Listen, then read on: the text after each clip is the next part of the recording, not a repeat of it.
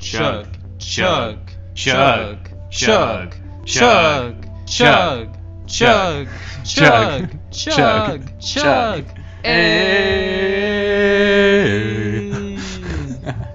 Welcome back to the Wizard Staff. I'm your host, Guy. And I'm Blake. And this is part 2 of our introduction to other formats in Magic the Gathering. We talked shortly about some of the other formats such as Legacy, Vintage, and Standard in our first part of this episode, and now we are going to talk about Modern, Pauper, and Dual Commander. If you haven't checked out our first episode, make sure to go check it out, see what we have to say. Otherwise, on with the show. On with the shit show. All right. So we have Modern, which is a constructed format that allows expansion sets, core sets, and the to-be included Modern Horizons from 8th edition forward, except for their ban list. So that means that all sets in Magic's history, except for sets printed before 8th edition, are going to be legal in this format. The Modern format thus encompasses all those cards, and the rules state that it was introduced as a non-sanctioned Magic online format in May 19, 2011, and subsequently officially codified on August 12, 2011, when the format of Pro Tour Philadelphia was changed from extended to Modern. So it's a pretty recent format if you really think about it. Correct. And so constructed decks must contain a minimum of 60 cards. There's no maximum deck size. You have to shuffle it by yourself, blah, blah, blah. But like any other constructed format, you can have a sideboard with 15 cards on the side, similar to Yu-Gi-Oh!, similar to all the other ones. Yep. So with the exception of the basic lands and other cards like Relentless Rats that allow for any number of cards to be in your library, you can have no more than 4 of any one individual card, and there is no rotation to this, like Standard. Yeah, I guess that's the one big difference with this format. It's another Eternal format. It just starts at like 8th edition, I guess, right? Right. And I don't know why they picked 8th edition necessarily. That's when they changed the card frame from white to black. Oh, no, well, the rule about the white is just that white cards... okay, I see what you're saying. Like, because the white border cards are cards that at that time were shown to be like, oh, if it's in a white border, it was meant to be a reprint. And so all these cards were reprinted, and now it's from 8th edition forward, they're just saying like all cards, black border, can either be new or reprinted. Doesn't matter, because they wanted just the consistency of the look of the cards. I believe so. I could be wrong, but I think that's like why it starts at 8th edition. Yeah. That's true. And I know that Modern Horizons is going to be a new set that'll have all new cards meant for Modern, and it's going to be starting to reprint cards that were only available before 8th edition that will now be allowed to be reprinted into Modern. There's not going to be any of the Modern staples. We've kind of touched on this already a little bit, such as like, what you would typically see in a master set, but you will now see some cards that could have been legal in Modern only if they had been printed later in their history. All right, so you want to look at the ban list now? All right. Correct. So here we go. As of January of 2019, the following cards are banned in Modern. Let's see here. This is so much different than any other ban list I've seen. I gotta think about this for a second. Well, obviously, the cards like the Power 9 aren't included in here because they weren't printed in past 8th edition. So yeah, you definitely don't see some of those like really low cost artifacts or broken. I see again that all of the artifact lands are banned. Yeah, if one's banned, then they're all banned. Like, when Ancient Den is the first card on the list, you're like, oh, okay, all 5. Oh, all 6. I think it is. Yeah. Darksteel Citadel, I don't think is banned. No, it's not. Okay. No. So it's the one exception. So I've given this a once over. I'm surprised, like, I wonder if Chrome Mox is like the only Mox effect to still be in rotation. Well, there is no rotation to Modern. Oh, shit. Mox Opal's around, and Mox Amber, technically. Though Mox Amber isn't played as much. Though, if you want like a semi-finance tip, invest in a Mox Amber right now because they're about to go up in price. Yeah, I'm noticing Dig Through Time and Treasure Cruise, the Delve mechanic again, are banned. Yeah. Again, come to EDH, you can play those cards. Deathrite Shaman kind of surprises me, just because, like, I don't know, like, is it really that good? I guess it is. For Modern, I mean, it's a 1 mana hybrid mana card, and it's not even a 1/1, it's a 1/2, so it has a decent, like, power toughness for like a first play card, and then it also just has like a stupid good effect already, like For all 3 of the tap. Yeah, yeah, I guess that makes sense. Again, the blue Phyrexian color cards are banned. Gitaxian Probe and Mental Misstep. I know KCI, Clan Ironworks, was recently banned. Yeah, that was the most recent banning. Yeah, because like there were KCI loops. I don't really know why Hypergenesis is on here. I don't know why Green Sun Zenith is on there. Is it just because you could play it multiple times and then maybe get out Dryad Arbor for 1 green? I don't know, but there's like those green cards and then also Summer Bloom, so maybe green's really strong in this format. But there's also a lot of like red ritual spells like Seething Song and like Rite of Flame. I wonder if like Ritual and like Punishing Fire. I wonder if red's a lot more powerful in this format. I mean, modern red aggro decks tend to be pretty strong, I think. Yeah, because like red's like a Blazing Shawl. I've never heard of this card in my entire life, and it's banned. Oh, I think this was part of the. Wait, it's part of the. I know it wasn't printed with Force of Will, but it's printed along the same lines of Force of Will, where you just have to remove a red card from your hand. It's essentially free. Yeah, and I think this card, because it's at instant speed, can be pretty busted. That, you know, you just discard a red card and you pretty much can give any creature like +X equal to its CMC. Can be pretty powerful. Yeah, it seems like almost, at least among this ban list, like in terms of the color pie, it's pretty even. Like it's almost even amongst green, amongst red, colorless, everything blue, but white. Green, if we're everything being except honest. for white. Yeah, that's what I was leading up to, except for like Second Sunrise and that's Stoneforge Mystic. Like those are the only 2 like white costing spells in this format. So I don't know. Like it makes me think like white's not as good in this format. I could be wrong though.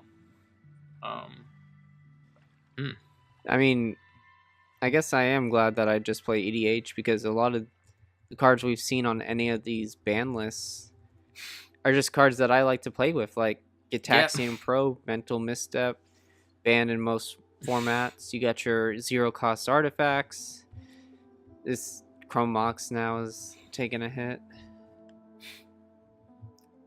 Yeah. Yeah, like that's why I kind of like playing EDH, where like everything's allowed, everything's bullshit, whatever. Come on over. Well, most stuff's allowed and most stuff's bullshit. Yeah. All right, so we're gonna go to our next format, which is Pauper. So Pauper is a constructed format in which only common cards, so the rarity at common, is allowed. Apparently Pauper can be combined with like other formats such as standard, modern, and EDH. My friend Dylan tried to get us to do Pauper EDH, and it didn't really happen. Just because we're like, we're already used to like mainstream EDH.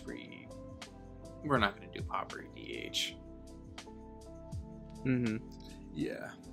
I don't know. But apparently it's gotten really popular within the last like 3 years.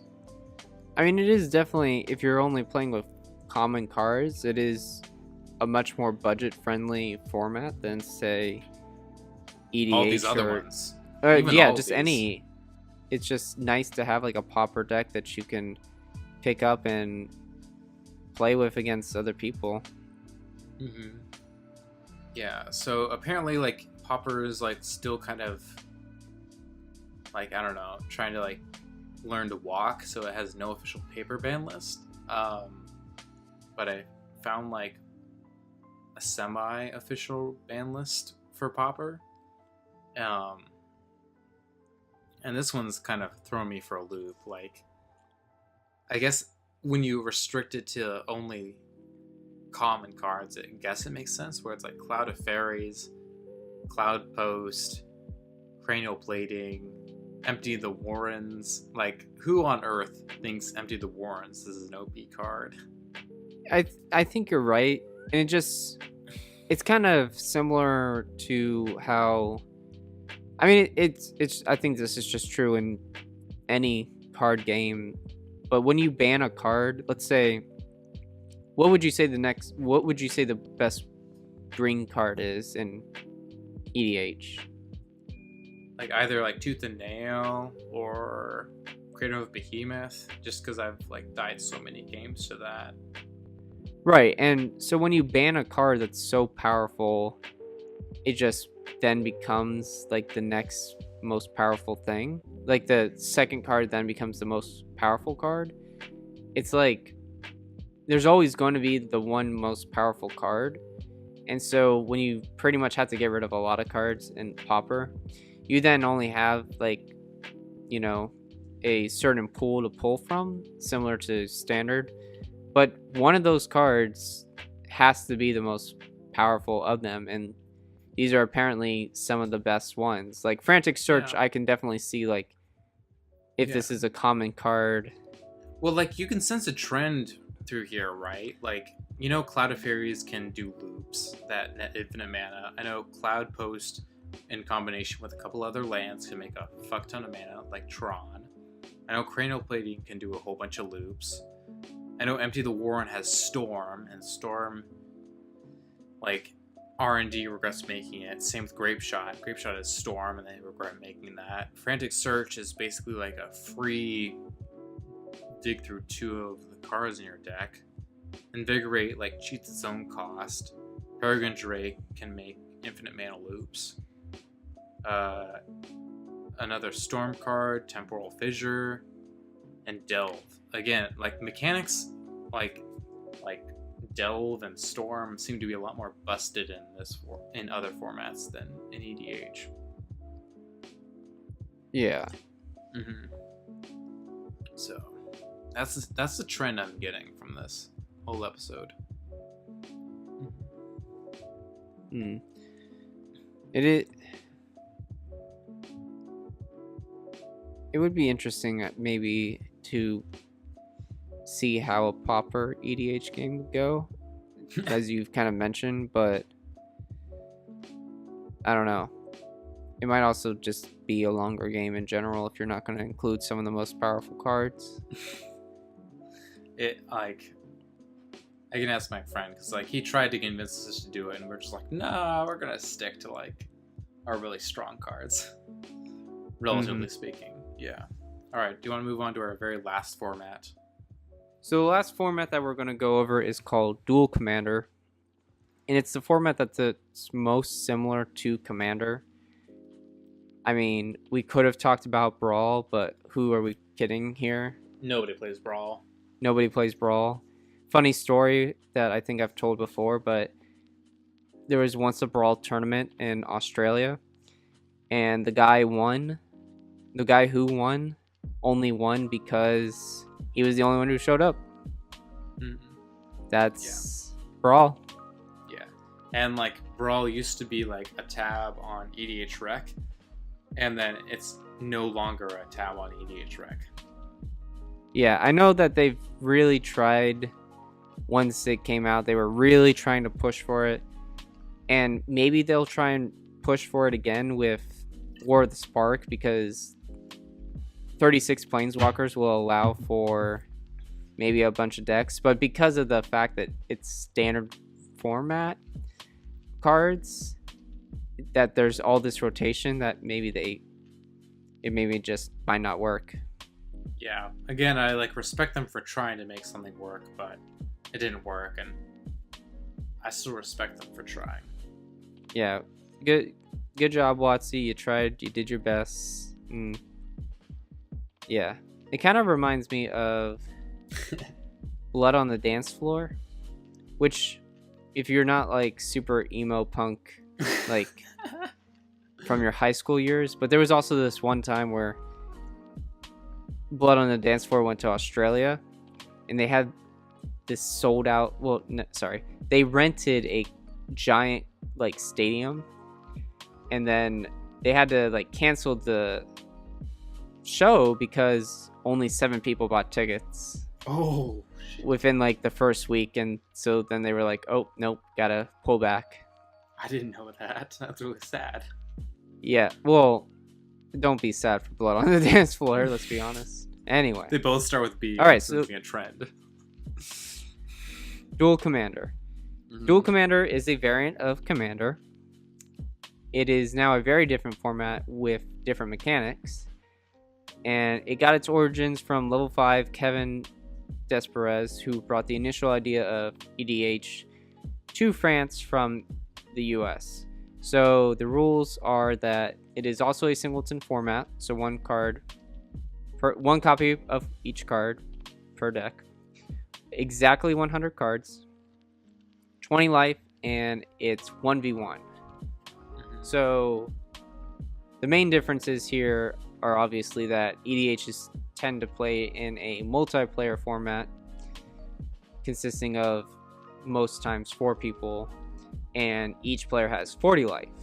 Here, obviously, 20 life, which is the standard life total for every other format that's not EDH. Except Brawl, which starts with 30. Whatever. And so the ban list is actually kind of a lot longer than the ban list that you see for Commander. And some of these cards are so Dual Commander also even has like its own banned as Commander list. So you start off with seeing like Baral, Chief of Compliance, who's a very strong card that is banned as your Commander. And then you got like Brea, Ethereum Shaper, Derevi, Edgar Markov, which, you know, Eminence is one of the powerful 2017 commanders with Eminence. Yeah. Yeah, Jace Friend's Prodigy, which is a card that I love and just respect so much, but it's banned in Dual Commander. And I think just the fact that a lot of these are low-cost CMC commanders that you can get out pretty early is really kind of the reason why. I don't know. Can we just talk about how Prime Speaker Vanifar is already banned? Oh, wow, it is. You're right. I didn't even notice that. Yeah. it's like it just came out and like it's already banned, and it's like, are we really already afraid of? I guess so, because in a 1v1 format, things really change. Where I guess the only incentive to build Prime Speaker Vannifar is like uber competitive, because 1v1 really does change the dynamic of everything. Or I imagine every Prime Speaker Vannifar deck in Dual Commander is optimized towards making the latter, which auto Right, wins. and with only one other opponent, who is there to stop you other than your one opponent when you have 3 opponents in a normal EDH game? Mm-hmm. I'm noticing So- I'm noticing like a trend of like a lot of commanders that are either really, really, really control, or like brawl, or like Geist of Saint Traft, or Jace, or Aloro, or Tassiger, or Zur the Enchanter, and then a lot of other decks that are just super, super aggro, which are like Edgar Markov, Edric, I guess Raphaelos and Vile Smasher. Yeah, it's like either a lot of the commanders are either super aggro or super control, or super like stacks, like Areo, Soratami's Ascendant. I don't know, those seem to be the 3 things: either control, aggro, or stacks. Those are like the commanders that tend to be banned. Yeah. I don't know. And then when you just go down to the general cards that are banned, some of these include legendary creatures, some of these. And so that means that even in the deck, you're not allowed to include them. But you have a lot of the same cards that you see banned in EDH, but then you also bring in like Dig Through Time, which was a card that we've seen banned in many of the other formats because probably of its delve mechanic. It's now banned in this Dual Commander. Gaia's like, Cradle. Yeah, it's like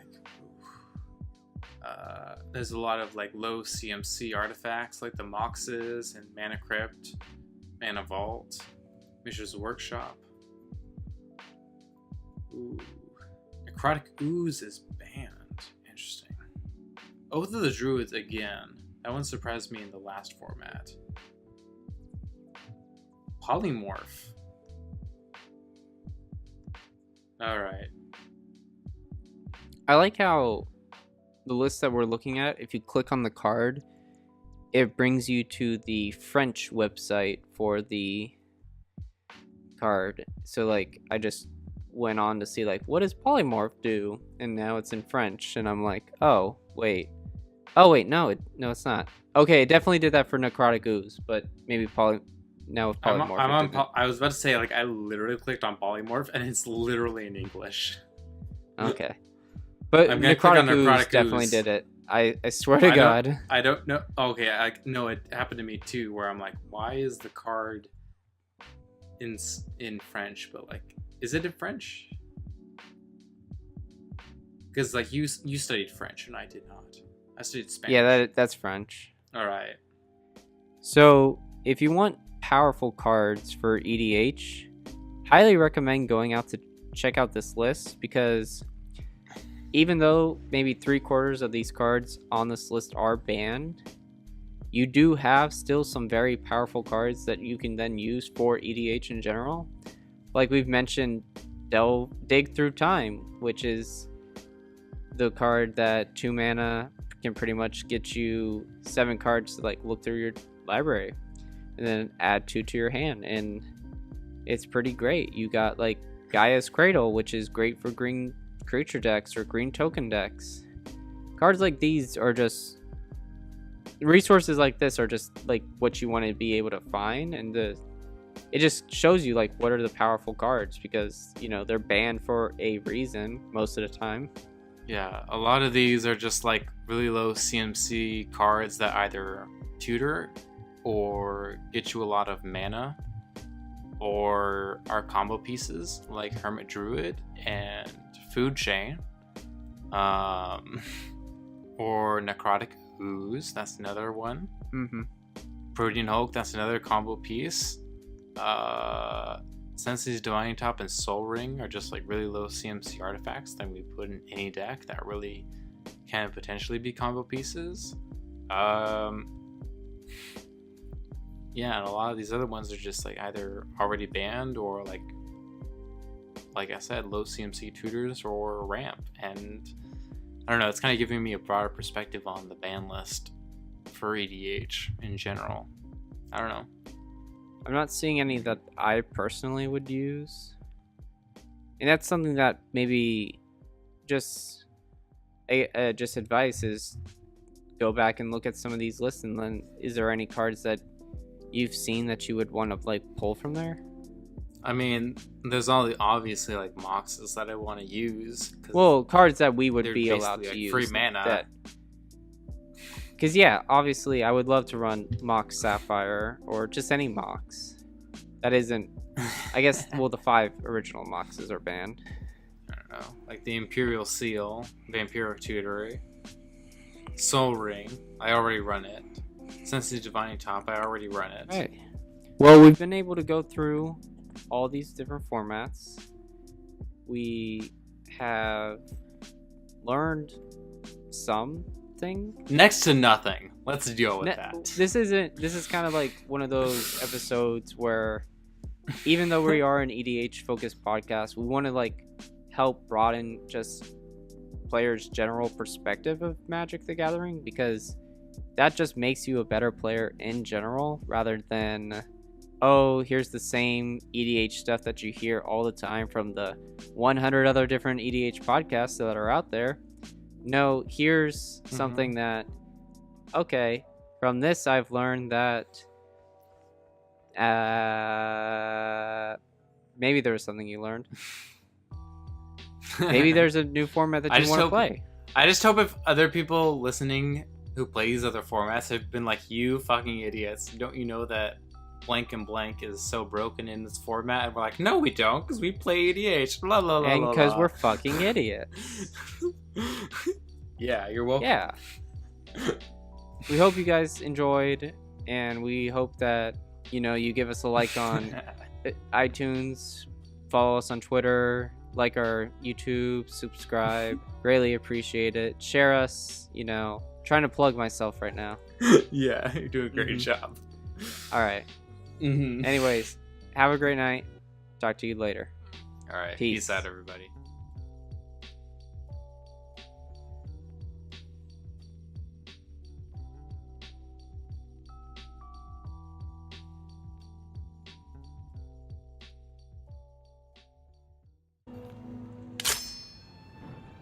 Pretty, isn't it? Perfectly balanced, as all things should be.